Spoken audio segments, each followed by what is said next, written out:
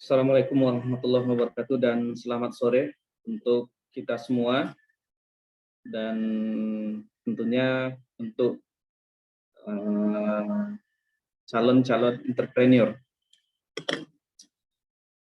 Jadi pada kesempatan kali ini merupakan pertemuan kita yang ke-7 kalau tak salah saya dalam mata kuliah kewirausahaan ini, di mana pada minggu kemarin dan minggu sebelum-sebelumnya kita sudah sangat banyak bicara masalah kewirausahaan, dan pada kesempatan ini, pada sore ini, tak kalah menarik, materi kita adalah masih di seputar kewirausahaan, entrepreneurship, yaitu etika bisnis. Baik, sebelumnya saya izin share screen dulu.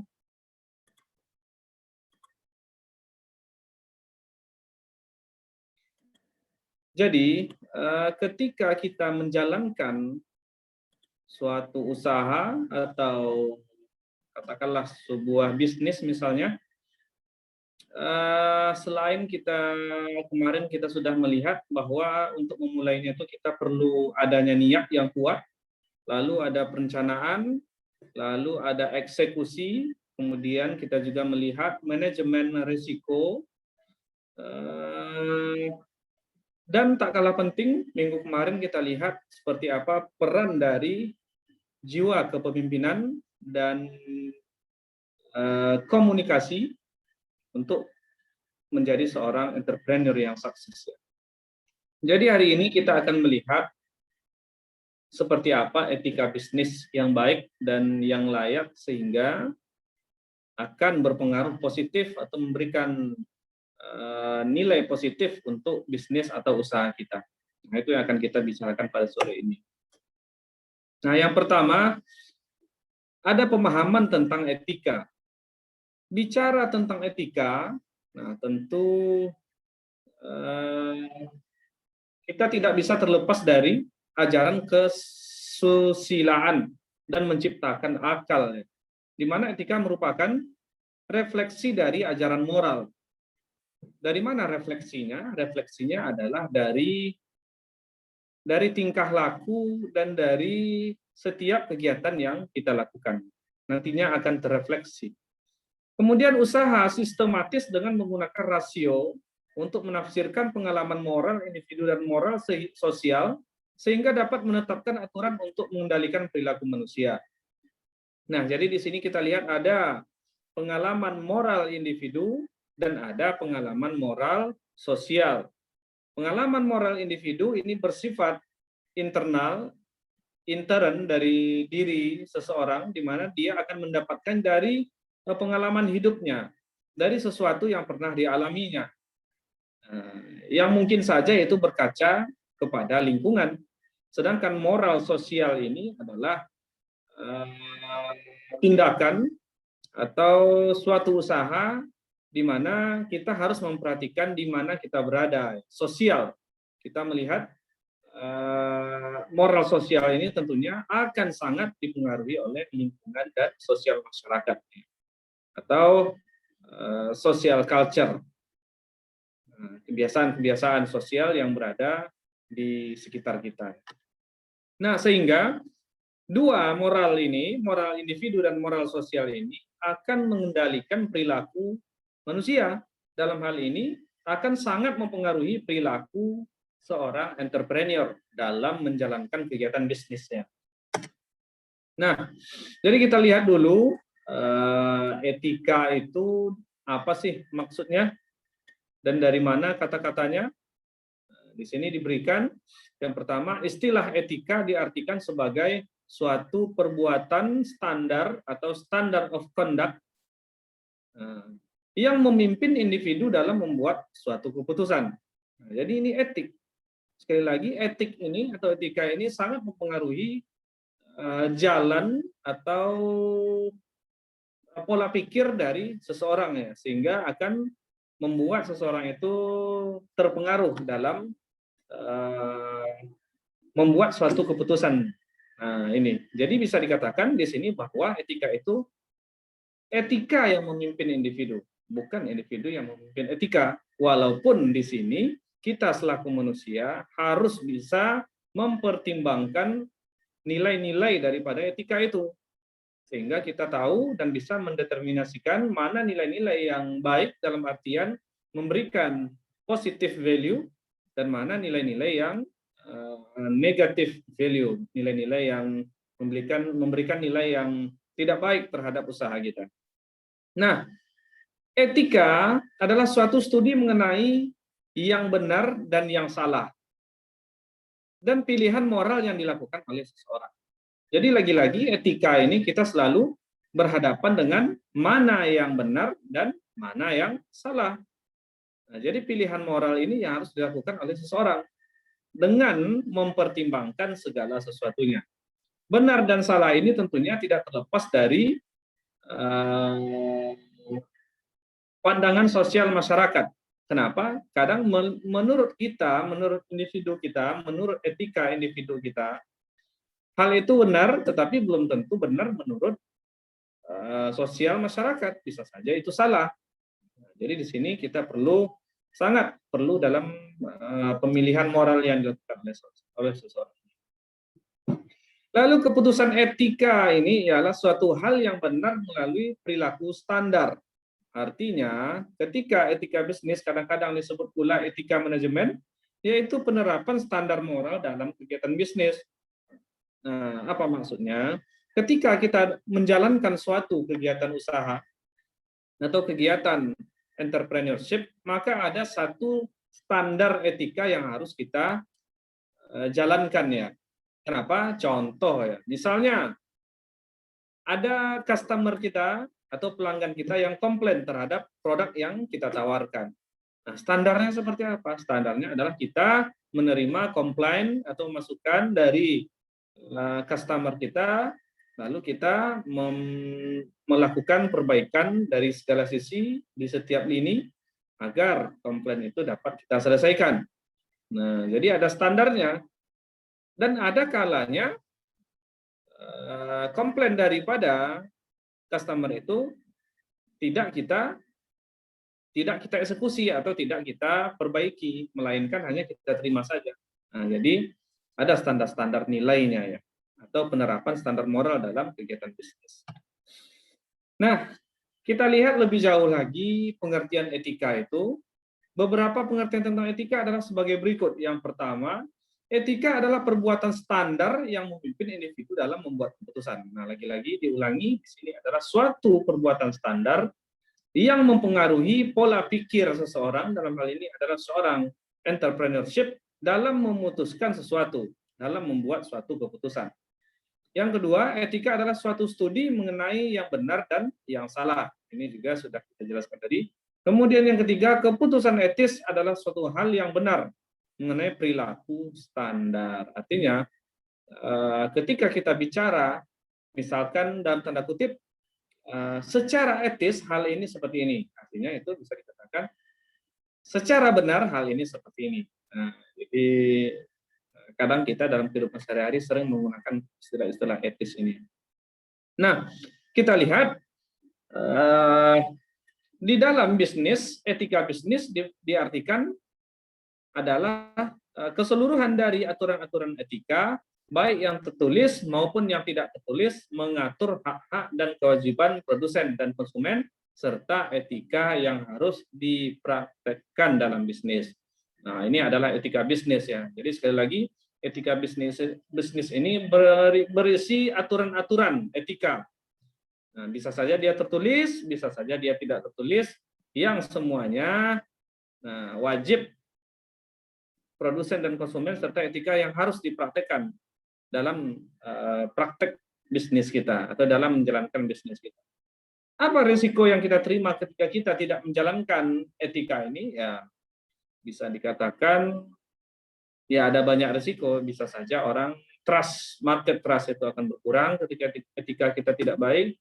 Misalnya etika dalam manajemen waktu, tidak tertibnya atau tidak disiplinnya dalam menjalankan usaha kita, nah, itu akan bisa saja akan memunculkan atau merusak market trust ya, atau kepercayaan pasar terhadap kegiatan bisnis kita.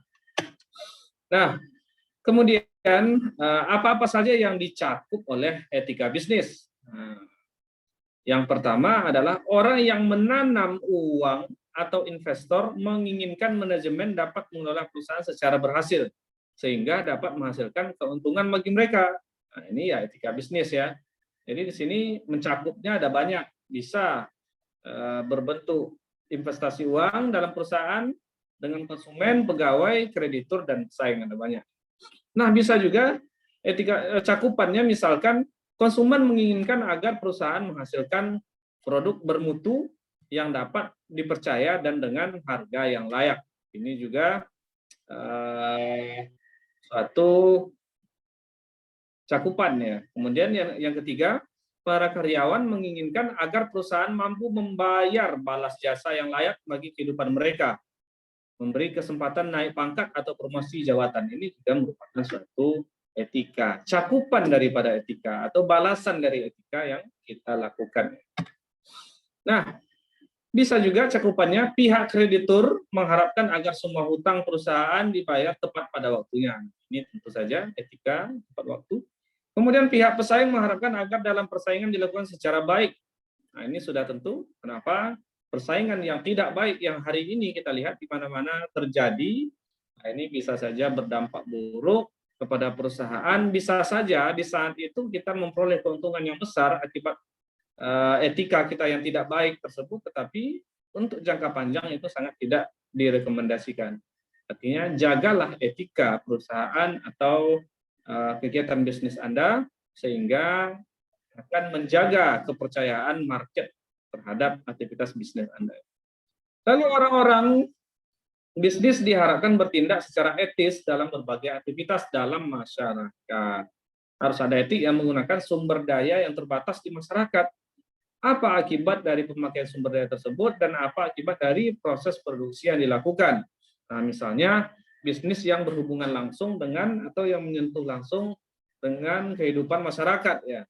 Misalnya kegiatan wirausaha kita memanfaatkan sumber daya alam yang berada di tengah-tengah masyarakat, atau bisa juga kita memanfaatkan sumber daya manusia atau pekerja atau karyawan kita masyarakat setempat. Nah, ini kita harus menjaganya secara etis atau menjaga etika. Nah, etika bisnis menyangkut usaha membangun kepercayaan antar masyarakat dengan perusahaan dan ini merupakan elemen sangat penting buat suksesnya suatu bisnis dalam jangka panjang. Kenapa? Karena suatu bisnis yang berhasil itu adalah suatu bisnis yang mampu membuat masyarakat yakin dan percaya terhadap apa yang kita jual dalam hal ini ya. Terserah mau jual produk, mau jual jasa. Kalau masyarakat sudah percaya dan sudah yakin, jangka panjang dari bisnis Anda pasti akan baik ya. Lalu, pada prinsipnya seorang wirausaha lebih baik merugi daripada melakukan perbuatan tidak terpuji. Nah, ini yang sudah saya jelaskan tadi. Jangan sekali-sekali kita melakukan di luar batas etika yang baik ya. Artinya kita melakukan sesuatu yang tidak baik, etika yang tidak terpuji. Kenapa? Karena akan berdampak buruk walaupun secara tidak langsung terhadap kegiatan bisnis Anda. Jadi jaga etika. Kenapa? Menjaga etika termasuk merupakan suatu investasi bagi Anda. Kenapa? Karena itu akan dapat membangun market trust atau kepercayaan terhadap produk yang Anda jual dari pasar. Nah, menjaga etika adalah satu hal yang sangat penting untuk melindungi reputasi perusahaan, di mana masalah etika ini selalu dihadapi oleh para manajer dalam keseharian kegiatan bisnis, namun harus dijaga terus-menerus sebab reputasi sebuah perusahaan yang etis tidak dibentuk dalam kurun waktu yang pendek. Nah, ini yang sudah kita jelaskan tadi. Perlu proses untuk membangun kepercayaan itu. Dan ini merupakan aset tak ternilai sebagai goodwill bagi sebuah perusahaan. Nah, jadi kalau masyarakat sudah percaya terhadap suatu produk, itu aset yang sangat berlebih-lebihan ya maknanya. Jadi ketika masyarakat sudah percaya itu ya aset dalam hal ini bisa dikatakan misalkan Anda tidak perlu lagi promosi. Kenapa? Orang sudah percaya. Anda tidak perlu lagi harus seperti ini, seperti itu untuk memasarkan produk Anda. Tetapi apapun yang Anda buat, nah, masyarakat atau market atau customer pasti yakin dengan apa yang sudah kita buat. Sehingga produk kita dapat dengan mudah diterima di tengah-tengah masyarakat. Nah, sehingga suatu trademark istimewa dalam competitive advantage. Nah, jadi trademark itu istimewa itu dalam manfaat yang kompetitif ya. Trademark ini sebetulnya seolah-olah merupakan suatu produk ya. Jadi produk itu akan istimewa di dalam suatu manfaat yang kompetitif ketika kita menjalankannya dengan etika-etika yang baik. Nah, di sini kita akan lihat selanjutnya yaitu komponen etika, yaitu ada komponen sumber dan ada komponen mekanik. Yang pertama komponen sumber, yaitu ada kemauan individu, seseorang tidak suka KKN, konsensus sosial, ada kesepakatan tidak saling menjatuhkan. Nilai pribadi, seseorang memiliki pribadi yang jujur. Nah, sedangkan komponen mekanik, usaha melalui berbagai metode untuk mencapai konsensus. Nah, ini misalnya hasil negosiasi yang disepakati tidak boleh membanting harga. Ini contoh etika ya. Misalkan kita selaku pebisnis, katakanlah pebisnis pulsa, ya ketika sudah disepakati suatu standar harga termasuk pulsa dan paket internet misalnya, ya kita harus berjalan di atas aturan yang sudah disepakati, jangan dilanggar. Kalau kita langgar, sekali kita langgar, memang ketika itu orang akan berebut akan menjumpai Anda, akan membeli produk Anda karena murah, tetapi tanpa disadari Anda akan menanggung akibatnya ketika orang-orang atau pebisnis lain yang sejenis dengan Anda akan mengeroyok kita. Kenapa? Karena kita sudah berkhianat. Nah, sedangkan untuk produk, jadi ini komponen etikanya, komponen etika untuk produk, yaitu kesepakatan individu dalam masyarakat, misalnya barang dibeli dapat garansi selama 6 bulan. Misalnya. Kecap yang terbaik itu memiliki syarat-syarat tertentu misalnya. Jadi ada banyak contoh ya. Seperti contoh yang pertama ini, barang dibeli dapat garansi selama 6 bulan.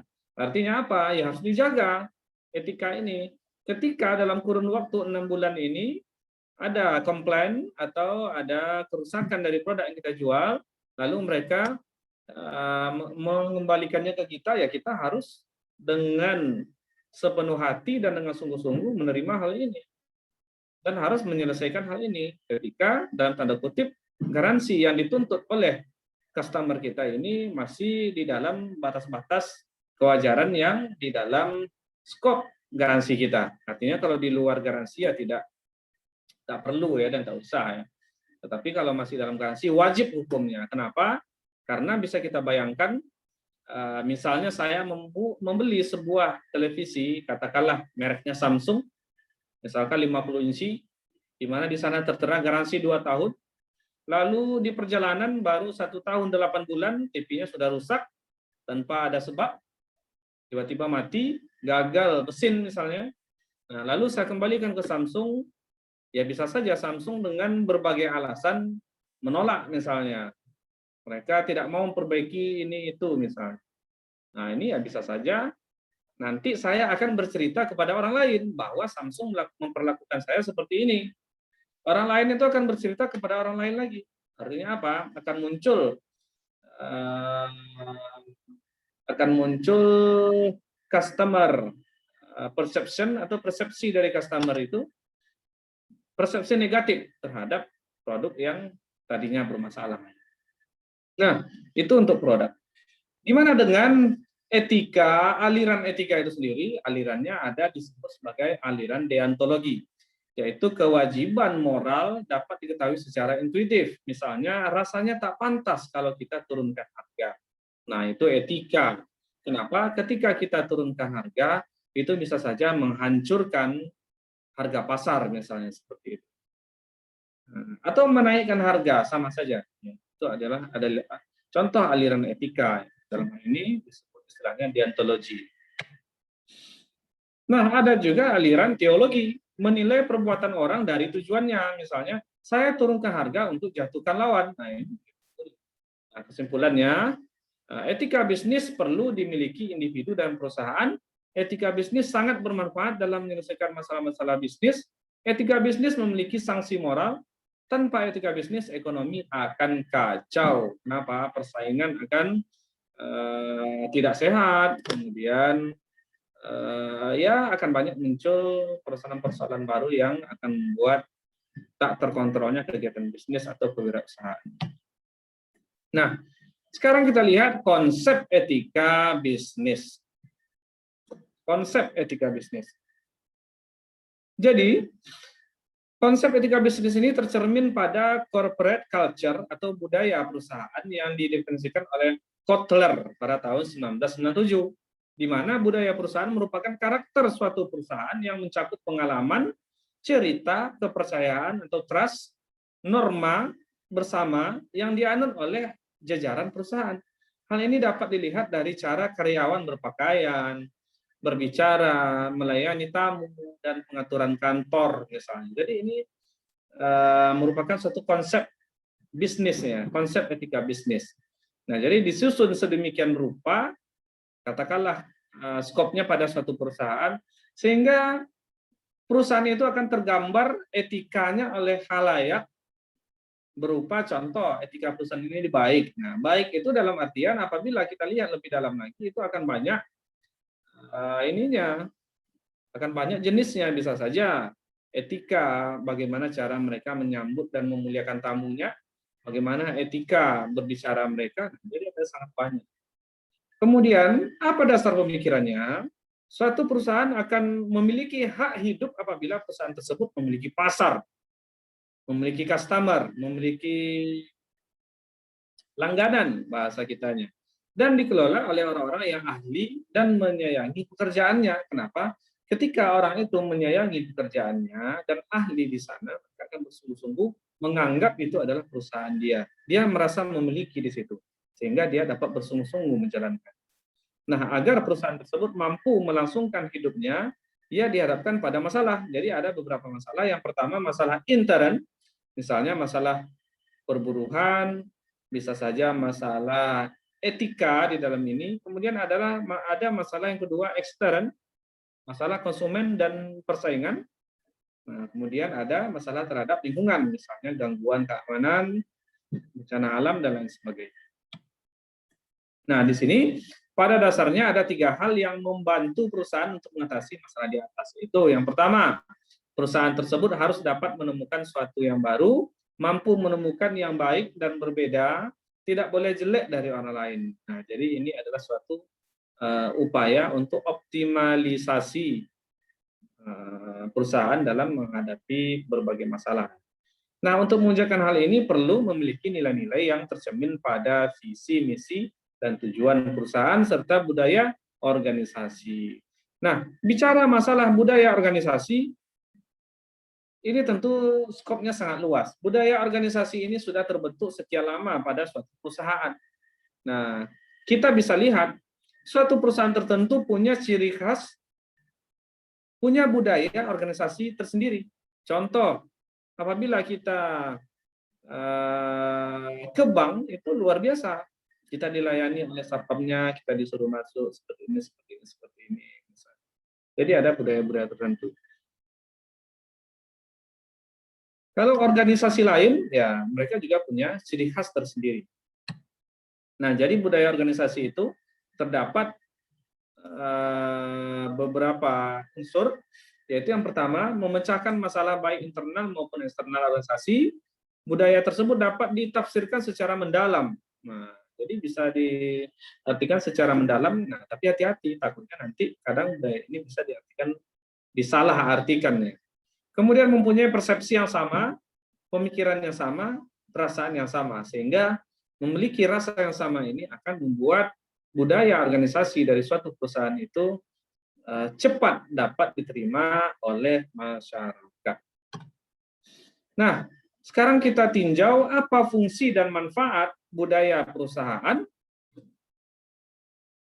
Nah, fungsinya adalah yang pertama untuk menentukan maksud dan tujuan organisasi. Dengan fungsi tersebut, organisasi akan mengikat anggotanya.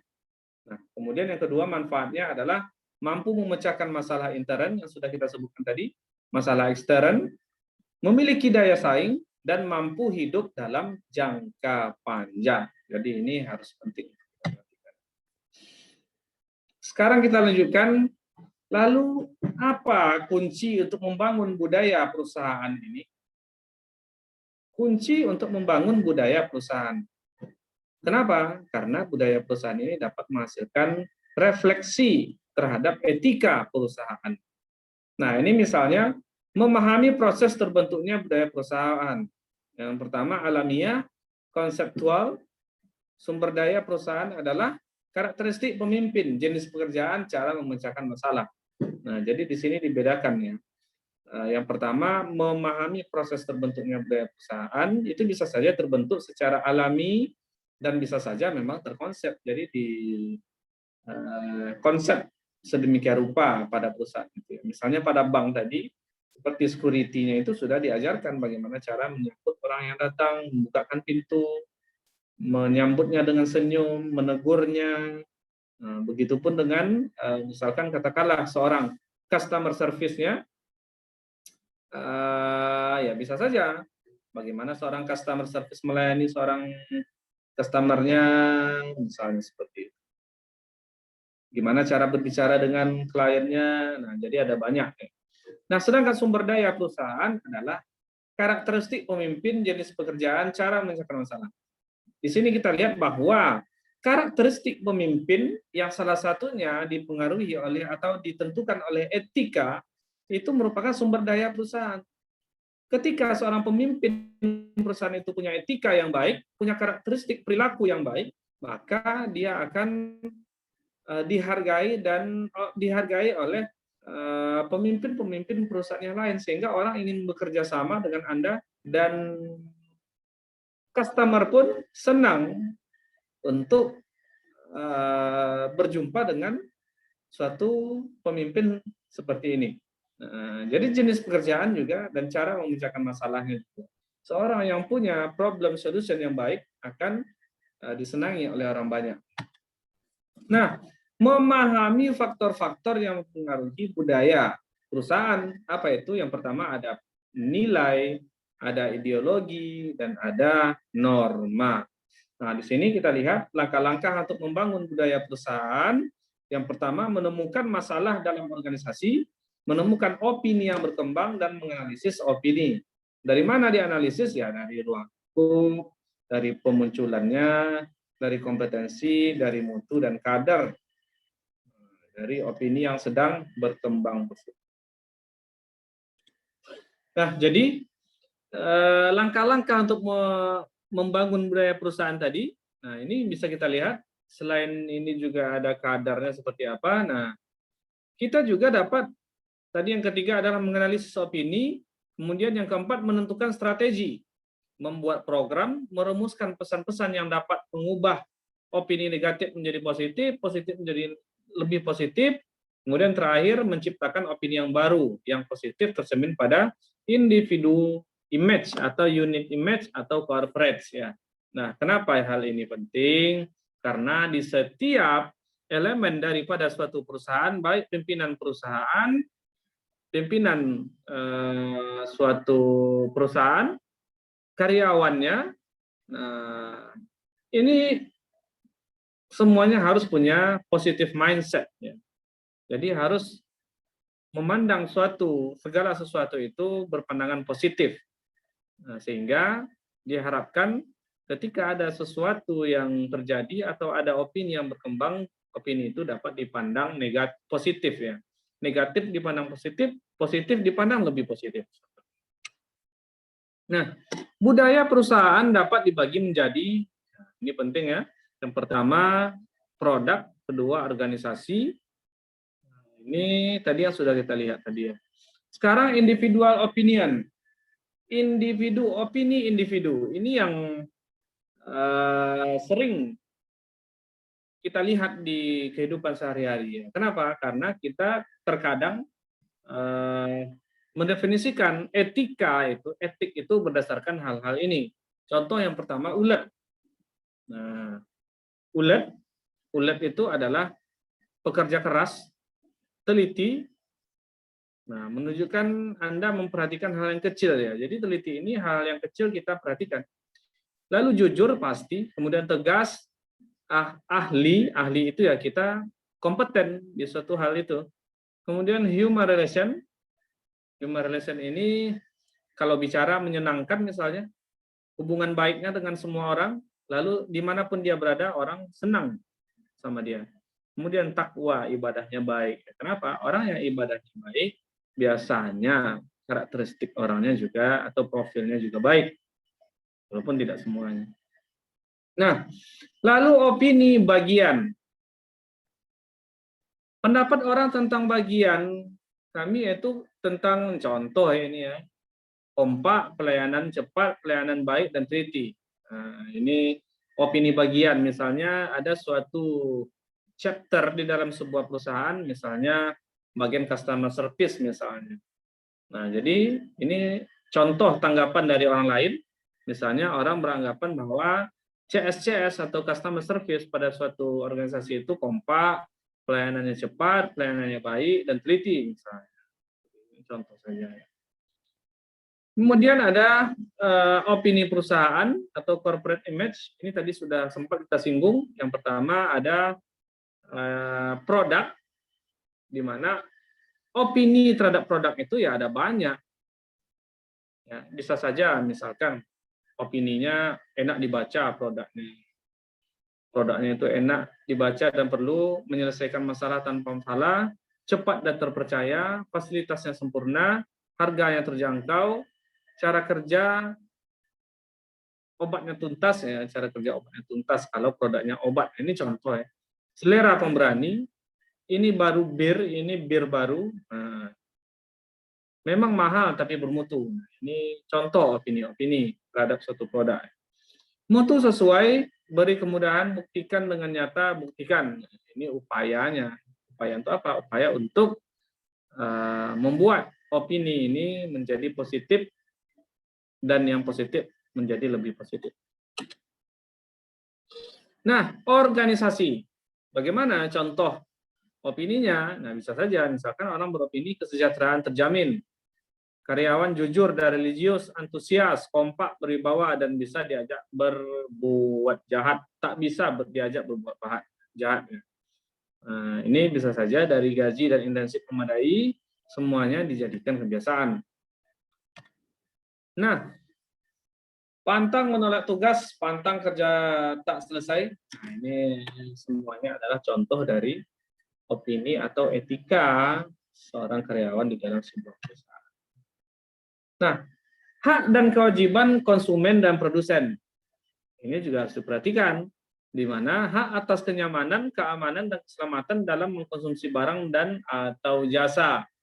Ya, itu merupakan satu dampak dari etika. Nah, hak untuk memilih barang dan jasa atau serta mendapatkan barang dan jasa tersebut sesuai dengan nilai, tukar, dan kondisi serta jaminan yang dijanjikan. Ini juga etika. Ada banyak ini.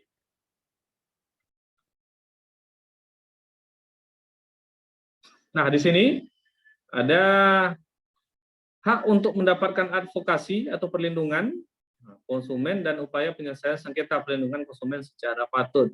Artinya apa? Etika sebuah perusahaan itu adalah melindungi dan menjaga konsumennya dan karyawannya. Hak untuk mendapatkan pembinaan dan pendidikan konsumen dan banyak lagi seterusnya. Kewajiban konsumen, nah jadi ini juga ada etika yang berhubungan dengan kewajiban konsumen, yaitu yang pertama membaca atau mengikuti petunjuk informasi dan prosedur pemakaian atau pemanfaatan barang dan atau jasa demi keamanan dan keselamatan.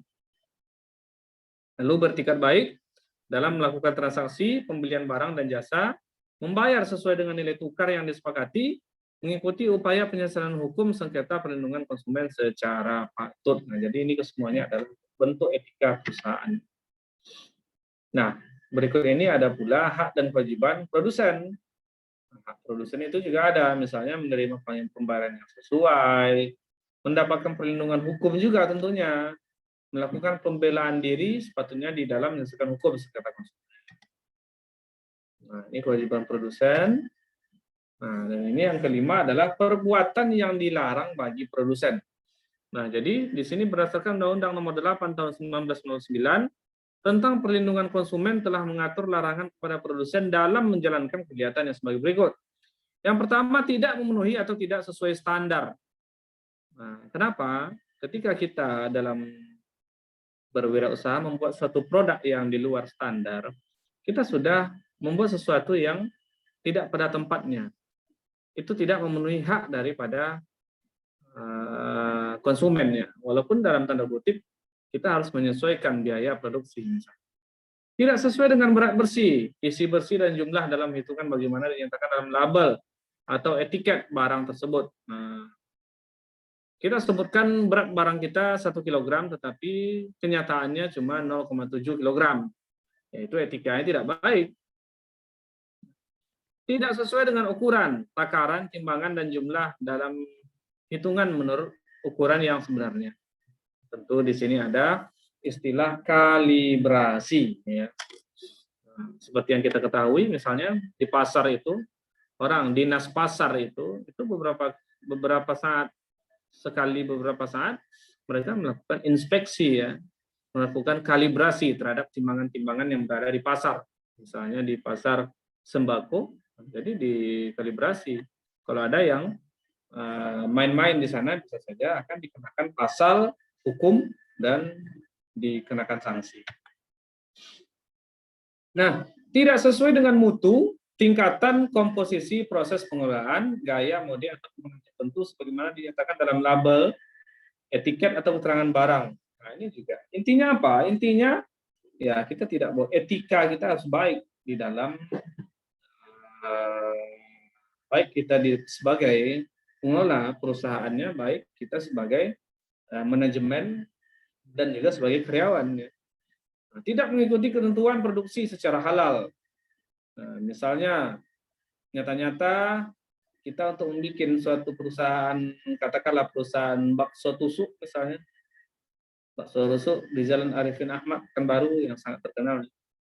Nah, karena dia sudah punya nama, bisa saja dibuatnya dari katakanlah di sana labelnya halal, tetapi kenyataannya dibikinnya dari sumber atau bahan baku yang tidak halal, yang orang lain tidak tahu.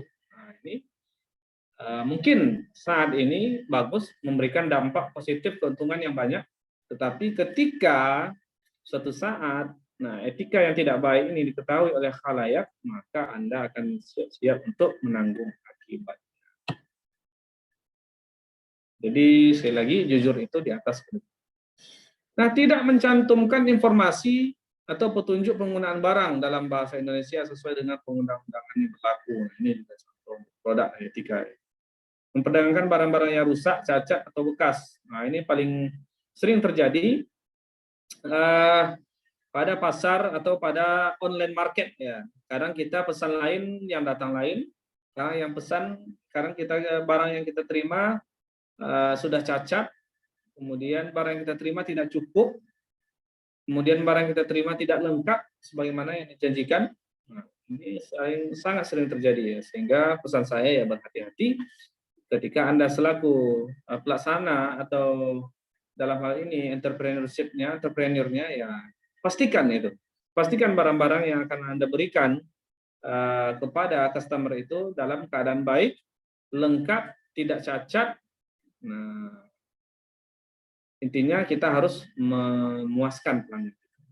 Lalu memperdagangkan sediaan farmasi dan pangan yang rusak. Ini contoh, ya. Cacat atau bekas dan tercemar, dan atau tanpa memberikan informasi secara lengkap. Kenapa? Karena tidak memberikan informasi secara lengkap itu, ya bisa saja itu dapat berdampak buruk terhadap produk kita. Bisa saja orang salah gunakan produk kita, Itu akan memberikan dampak yang negatif. Nah, selanjutnya adalah fundamental etika yang berlaku pada semua etnis. Ini etika dasar. Jadi apapun agamanya, apapun orangnya, dari manapun berasalnya, etika dasar itu ini sudah disepakati dan berdasarkan proses kehidupan kita, kita ini dapat dideterminasikan beberapa hal ini, yaitu yang pertama sopan santun, integritas, berintegritas, memiliki prinsip hormat dan tidak bermuka dua, menjaga janji, nah ini penting, kesetiaan, taat, kejujuran, dan kewajaran. Ini etika-etika yang lazim yang dapat diterima oleh semua etnis ya. Ini menurut Zimmer tahun 1990. Menjaga satu sama lain, caring for others, kemudian saling menghargai satu sama lain, respect for others, bertanggung jawab, pengejaran keunggulan, pursuit of excellence, orangnya gimana ya, ambisius dalam hal yang positif. Dapat dipertanggungjawabkan, accountability. Nah, sekarang kita lihat bagian yang keempat ini adalah prinsip etika. Sebetulnya bagaimana prinsip etika itu? Jika kita ingin melihat lebih detail lagi, etika itu prinsipnya adalah usaha untuk membangun kepercayaan antara anggota masyarakat dengan perusahaan dan atau pengusaha. Hal tersebut merupakan elemen penting buat suksesnya bisnis jangka panjang. Nah, itu tadi. Promosi atau iklan dari mulut ke mulut itu bisa memberikan dampak yang luar biasa. Sebaliknya juga dapat memberikan dampak negatif yang luar biasa. Jadi sama, semakin bagus positifnya, negatifnya juga semakin mengancam. Menjaga etika adalah hal yang penting untuk melindungi reputasi perusahaan. Ini penting, menjaga nama baik perusahaan. Kejujuran merupakan barang langka dan mata uang yang berlaku di mana-mana. Artinya apa? Orang yang jujur akan dipakai di mana-mana. Orang yang jujur akan dihargai di mana-mana. Kemana dia pergi, orang akan respect sama dia. Lalu etika adalah standar perilaku dan nilai-nilai moral menyangkut tindakan yang benar dan yang salah. Nah, kita lanjutkan sedikit lagi. Etika dan tanggung jawab sosial. Nah, ini disebutkan Corporate Social Responsibility, CSR, adalah bentuk tanggung jawab dari setiap perusahaan terhadap lingkungan sosial dan ekonomi masyarakat. Itu CSR, tolong diingat.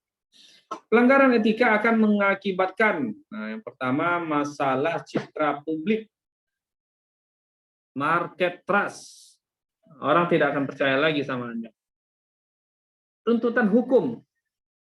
Ya, tuntutan hukum memang kita harus berperilaku baik dan beretika baik.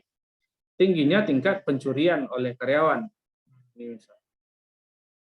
Pengembalian keputusan etis dapat menumbuhkan kepercayaan bagi hubungan antara para pelanggan, karyawan, dan perusahaan.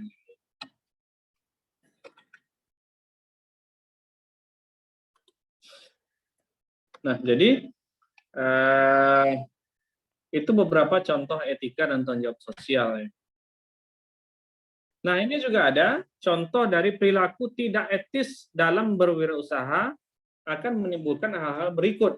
Nah, contohnya mengganggu pengambilan keputusan usaha. Ini sudah pasti ya. Kenapa? Karena kita sudah ragu di sana. Kenapa? Karena kepercayaan orang lain sudah hilang ya. Dapat dituntut dengan undang-undang yang berlaku atau undang-undang perlindungan konsumen. Ketika Anda menipu suatu produk Anda sehingga dapat dijual dengan harga yang sama tetapi kualitas yang berbeda ya. Ada namanya undang-undang perlindungan konsumen. Jadi jangan sampai kita berurusan dengan hukum. Bisnis tidak akan mampu bertahan dalam jangka panjang. Nah, ini yang saya sebutkan tadi. Ketika etika kita sudah melenceng atau sudah di luar jalurnya, maka siap-siap. Lambat laun perusahaan Anda atau kegiatan usaha Anda akan jatuh. Nah, perilaku saling menipu para wirausahawan. Ini perlu dilihat. Yang pertama, pelaku bisnis dengan pelaku bisnis. Ini bisa saja mengirim barang dengan jumlah yang tidak sama, mempengaruhi pihak lain untuk saling menjatuhkan. Aduh, ini sangat banyak ya. Misalnya. Sangat tidak sehat kalau hari ini kita lihat. Pelaku bisnis dengan konsumen ini juga banyak pemakaian formalin untuk pengawet makanan. Katanya tidak pakai pengawet, ternyata dipakainya formalin. Menutupi kualitas barang yang rusak. Nah, misalnya baju sudah ada sobek sedikit, tapi dijahitnya sedikit, dia tak nampak semua. Ingkar janji, tidak tepat janji. Nah, ini contoh perilaku yang tidak baik untuk perusahaan. Bad ethic. Nah, konsumen dengan pelaku bisnis ya juga bisa juga. Misalnya membayar dengan menggunakan cek kosong, yang menipu ya, konsumennya menipu pelaku bisnisnya, tidak membayar tagihan. Nah, ini sering terjadi. Lalu keuntungan menjaga etika itu apa? Tadi kan kita lihat dampaknya saja, akibat dari pelanggaran-pelanggaran etika. Sekarang kita lihat keuntungan dalam menjaga etika. Apabila jujur dalam berbisnis, maka bisnisnya akan maju. Timbulnya kepercayaan, kemajuan terjaga, jika perilaku etis terjaga, perolehan laba akan meningkat, dan bisnis akan terjaga eksistensi dan kesinambungannya. Intinya di sini, ketika etika perusahaan sudah dibangun bertahun-tahun dengan baik, kemudian muncul market trust atau kepercayaan pasar terhadap Anda, ya maka bisa dipastikan perusahaan Anda akan stabil, establish, tidak akan dipengaruhi oleh banyak hal ya. Misalnya ada inflasi sedikit, ya tidak masalah. Kenapa? Karena orang-orang sudah percaya. Itu yang paling mahal nilainya. Nah, ini beberapa contoh etika pria wanita. Pria itu lebih memperhatikan masalah hak ya. Sementara wanita lebih memperhatikan perasaannya. Pria menanyakan siapa yang benar, wanita menanyakan siapa yang akan tersinggung. Pria membuat keputusan berdasarkan nilai, kalau wanita menghindari keputusan. 4, keputusan bersifat tidak mendua, kalau wanita memilih untuk berkompromi, jadi negosiasi kalau perempuan. 5, mencari solusi yang objektif dan adil. Nah, kalau perempuan mencari solusi yang meminimalkan yang tersinggung, artinya perasaan. Berpegang pada peraturan, kalau 6 berpegang pada komunikasi. Nah, logika dan perasaan. Dituntun oleh logika, kalau ini dituntun oleh emosi. Perasaan, emosional itu adalah pendekatan, maksud saya, perasaan itu adalah pendekatannya emosional. Menerima otoritas, kalau ini sangat menentang otoritas, tidak suka otoriter, diatur-atur. Wanita itu tidak punya suka. Nah, itu contoh karakteristik dari etika pria dan wanita. Nah, sementara perbedaan konsumerisme dengan hedonisme itu menghamburkan uang untuk membeli segala macam barang, suka membeli barang-barang yang mewah tuh hedonisme. Seperti pengacara kondang, saya tak sebut nama ya, suka membeli barang-barang mahal. Paham berhasrat konsumsi yang lebih tinggi, paham untuk mencari kesenangan semata-mata. Jadi pola pikir konsumerisme dan hedonisme. Mungkin itu saja yang dapat saya sampaikan untuk pertemuan kali ini. Mohon untuk disimak dan dicatatkan materinya yang penting-penting, karena tidak ada halangan pada minggu depan kita akan ujian. Nah, jadi di sini ingin saya sampaikan ujian nanti akan terdiri atas 2 kategori soal. Yang pertama ada soal konseptual berupa soal teori, dan yang kedua akan ada soal studi kasus. Tapi nilainya bisa saja soal studi kasus 30%, soal konseptual atau soal teori bisa saja 70%. Nah, artinya nanti pada minggu depan itu ujian kita dilaksanakan hanya selama 1,5 jam atau 2 SKS, dan selama 2,5 jam itulah Anda akan mengerjakan 2 jenis soal tadi. Kita ujiannya akan secara live, harus mengikuti etika ujian. Yang pertama, mengisi absen, dan yang kedua, tidak boleh telat lebih dari 15 menit mengikuti ujian. Kemudian yang ketiga, mengaktifkan kamera, kecuali memang betul-betul diakibatkan oleh hal-hal ujian ya. Ini memang saya harap semuanya bisa mengerti. Saya masih mengasih toleransi, tetapi memang betul-betul alasannya masuk akal dan bisa dibuktikan. Nah, jadi sekali lagi harus mengaktifkan kamera selama ujian. Kenapa? Kita belajar etika, ya kita harus juga menjaga etika kita. Nah, itu soalnya ada berapa? Ya, soalnya saya sampaikan saja, soalnya ada 4 soal teori, soal konseptual, dan 1 soal studi kasus. Nah, seperti itu. Jadi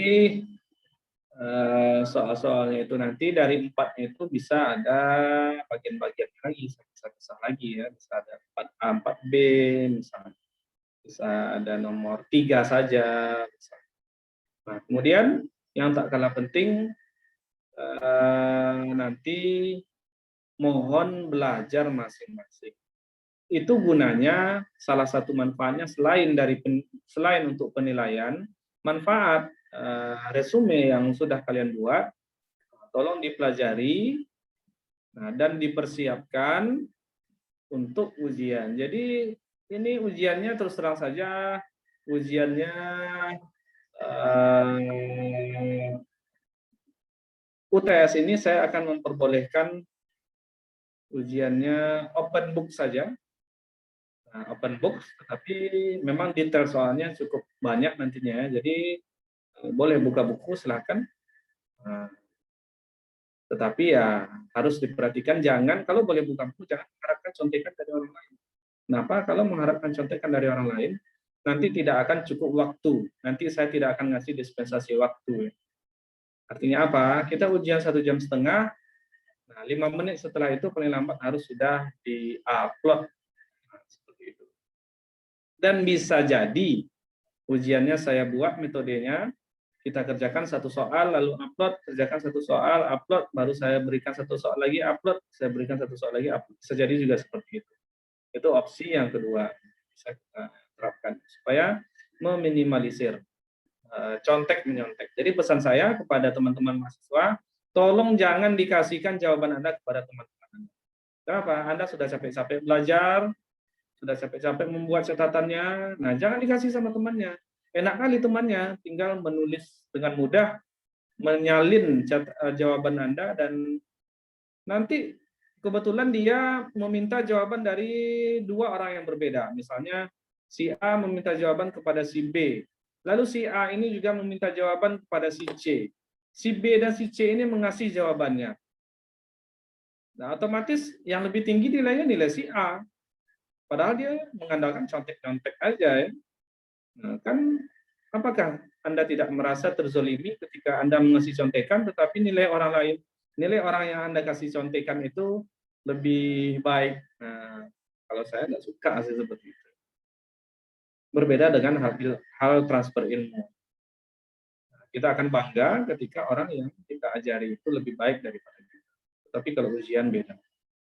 Jadi itu, kalau soal studi kasusnya, nah itu kalau Anda mengikuti perkuliahan ini dari awal sampai akhir menjelang kita ujian pada minggu depan, saya yakin studi kasus apa saja yang saya kasih, nah dengan mudah Anda akan menjawabnya dan menjelaskannya. Nah, itu saja yang dapat saya sampaikan.